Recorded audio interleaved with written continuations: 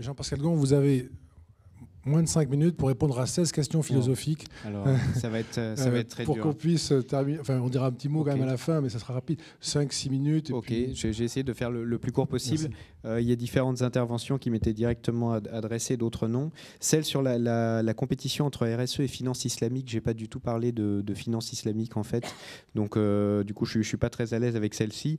Par contre, elle me permet de pointer une limite très importante du travail qu'on a présenté, dont vous avez une copie. C'est qu'on s'est attaché essentiellement à suivre les racines protestantes et catholiques, alors qu'on aurait pu s'intéresser, et on l'a vu avec la première table ronde, aux fondements judaïques, hébraïques ou musulmans. Enfin, je veux dire, chaque religion a développé un mode une relation aux affaires ou avec la vie des affaires, avec le monde économique, qui peut s'apparenter à des formes de responsabilité sociale. Et ça se traduit dans le domaine financier, dans d'autres domaines aussi. Donc là, je voulais faire ce point très rapide, mais je ne peux pas intervenir. Je converge complètement avec ce qui a été dit aussi sur la financiarisation du capitalisme contemporain, qui moi, en tant qu'un peu spécialiste de sociologie économique, m'effraie. Là aussi, les taux de profitabilité exigés qui augmentent, le rôle des banques d'affaires.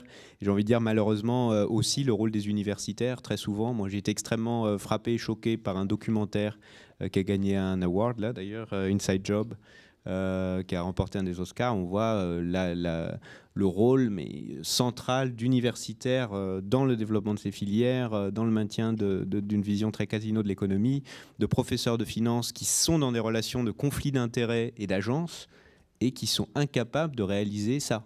Donc ça, c'est tout à fait extraordinaire. Je crois que d'ailleurs plusieurs universités américaines maintenant demandent, depuis la sortie de ce documentaire, demandent aux professeurs de sortir les sources de financement de leur recherche. Mais si vous voyez quelque chose comme ça, et je parle en particulier pour les économistes, parce qu'en sciences sociales, c'est quand même eux qui ont le plus d'influence sur les pouvoirs publics, donc c'est pas exactement la même chose que le management et pour les financiers, mais c'est vrai que c'est des gens qui ont beaucoup d'influence et qui se rendent pas compte qu'en expliquant en permanence à leurs étudiants que la seule partie prenante importante, c'est l'actionnaire, que tout ce qu'il faut faire, c'est maximiser le profit sans réfléchir à partir de 4 équations. Je suis désolé, je pense que c'est des choses qui sont un petit peu problématiques. Et quand on enseigne comme moi l'éthique des affaires et la responsabilité sociale, on se sent souvent très seul dans son école de commerce. Et moi, j'ai enseigné en France, en Angleterre, à Nottingham University Business School et à HEC. Et bon, je suis surpris de voir d'un côté ce qui se fait pour la responsabilité sociale, et puis le lendemain, on a un email 15 millions pour créer un centre sur la finance structurée et dérivée pour faire de Montréal une des plus grosses places financières, et puis des gens qui présentent des recherches qui consistent à fabriquer des produits qui ressemblent très étrangement au subprime avec un nom différent. Donc bon, on se dit, voilà, dans 3 ans, ça va être la même situation. Donc je pense que là, les universitaires ont vraiment des questions à se poser. Et ce que disait monsieur, oui, l'extension des... Moi aussi, l'impression, c'est que beaucoup de mes collègues enseignent comme études de cas de meilleures pratiques. Des études de cas sur des entreprises dont moi j'explique que c'est les pires pratiques en responsabilité sociale en cours. Donc je m'étais aperçu de ça. Nike, c'était le cas best practice en logistique pour l'externalisation. Puis mes étudiants m'ont dit, il y a un problème là, vous nous parlez de travail des enfants et de tout ça, et ces pratiques sont très directement, tous les problèmes de responsabilité sociale qui sont discutés, qui sont médiatisés, sont liés à des pratiques qui étaient regardées il y a 15 ans ou il y a 20 ans comme la meilleure façon de faire du management. La même chose avec Walmart. Tous les champions, nous on les a après en cours d'éthique des affaires sur tous les problèmes qu'ils génèrent, quoi. Donc, et juste, vous ne pensez pas que Nike a progressé ? Non, Nike a progressé derrière, mais ce que je veux dire, c'est que c'est surprenant quand même qu'on puisse encore avoir dans les mêmes universités des cas sur ça, qu'on puisse encore expliquer que d'un point de vue logistique, c'est formidable ce qu'ils ont fait, sans ajouter une dimension. Et s'ils l'avaient fait en tenant compte beaucoup plus du contexte, des normes sociales dans les différents contextes, eh ben, ça aurait été encore mieux. Et ça leur aurait évité beaucoup de tracas. Par rapport au retour du religieux, j'ai trouvé votre intervention fascinante. Je ne savais pas qu'il y avait des consultants qui travaillaient sur ça. Je trouve ça extrêmement intéressant. J'aimerais beaucoup en apprendre plus là-dessus. C'est vrai que moi, mes travaux s'étaient concentrés sur la résurgence un peu de la RSE à la fin des années 90, au début des années 2000, qui me semblait être très laïcisé, en tout cas dans les discours que j'avais pu recueillir à l'époque. Il semble que les choses changent et ce forum en est un témoignage d'ailleurs, hein, donc c'est assez intéressant. Sur les aspects liés à la RSE, aux handicapés, là aussi c'est des choses dont on pourrait parler pendant des heures. Mon expérience, moi personnelle, c'est que c'est un phénomène aussi très culturel.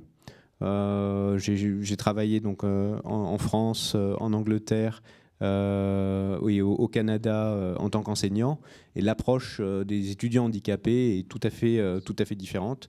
en Angleterre. On est obligé d'avoir toujours une version de tous nos textes, de tous nos PowerPoint, de toutes nos interventions pour les étudiants dyslexiques. Il y a tout un encadrement extrêmement important pour ça.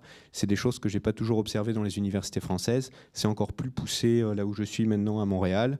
On me signale s'il y a des étudiants qui ont des difficultés de vue pour que je puisse me tourner vers eux, qui voient ma bouche, parce que souvent ils ne comprennent pas tout. Donc là aussi, je pense qu'en France, on a un petit peu on a pas mal de retard. Il y a peut-être un aspect culturel par rapport au handicap. Sur la dernière question, alors est-ce qu'on a réfléchi à la relation entre responsabilité sociale et profit ?